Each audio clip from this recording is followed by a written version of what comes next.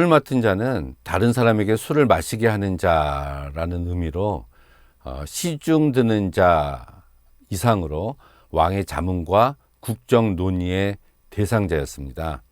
오늘날로 따지면 대통령 비서실장 이 정도 되겠죠.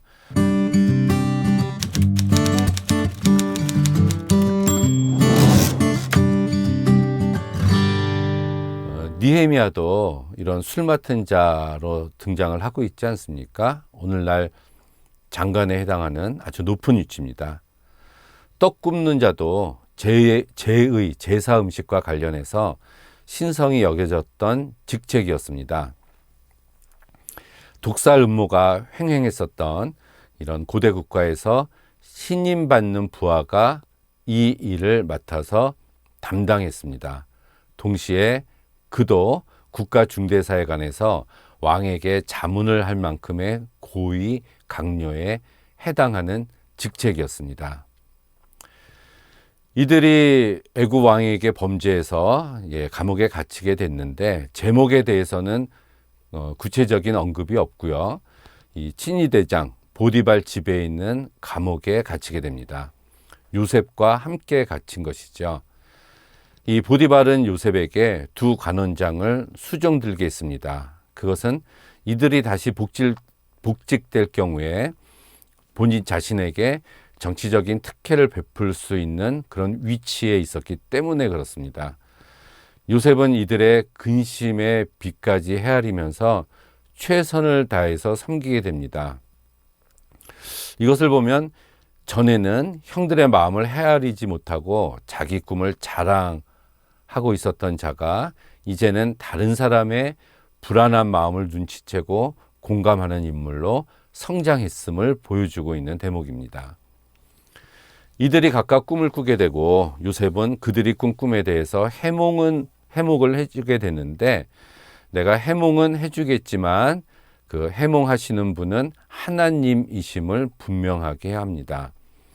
이것은 겸손할 뿐만이 아니라 하나님을 전적으로 신뢰하고 있는 모습이죠.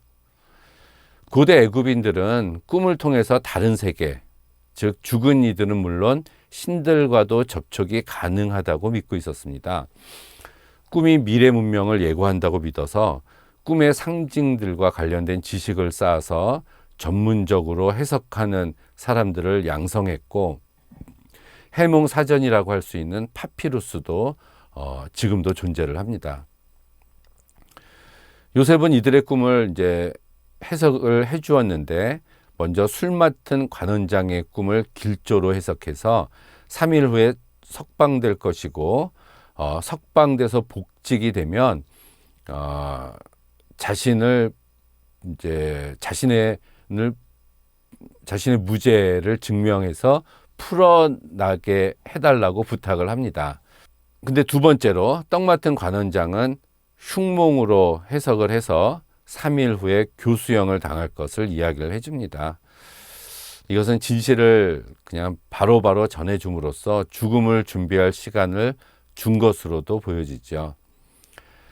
요셉의 해몽대로 떡 맡은 관원장은 죽었고 술 맡은 관원장은 복직이 됐습니다. 그렇지만 그는 요셉의 부탁을 잊어버리게 됩니다.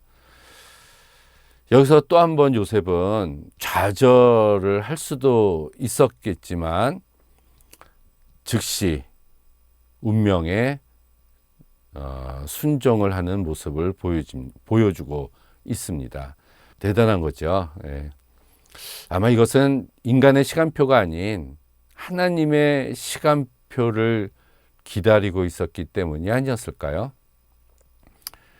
술 맡은 관원장의 도움으로 감옥에서 나가보려고 했지만 그것이 하나님의 뜻이 아님을 깨닫고 즉시 받아들인 것으로 볼 수가 있습니다. 우리는 하나님의 시간을 기다리기보다 우리가 정한 시간표에 하나님이 맞춰주시기를 바라고 있습니다. 하나님께서는 그렇지만 하나님의 시간과 방법을 결정하시는 분이시죠. 인간이 갖는 희망과 인간이 갖는 인간적인 믿음이 얼마나 허무한 것인가를 우리는 요셉의 이 장면을 통해서 깨달을 수가 있습니다. 시편 말씀을 보면 그의 발은 착고를 차고 그의 몸은 쇠사슬에 매였다는 말씀이 나옵니다. 이 시편 105편은 요셉이 종으로 팔린 상황을 설명하는 말씀인데요. 70인역은 쇠가 그의 영혼을 채웠다로 이렇게 번역을 하고 있습니다. 이 말씀은 단단한 영혼이 되었다는 말씀인데요. 이렇게 요셉의 내면은 종으로 팔려간 이후에 어떤 고난 속에서도 낭망하지 않을 만큼 더욱 단단해져 갔다는 말씀을 이 시편에서 해주고 있는 것입니다. 그렇다면은 이 신앙이라는 것은 쇠가 영혼 안에 박히듯이 아주 단단해져 가는 일이라고 볼 수가 있습니다.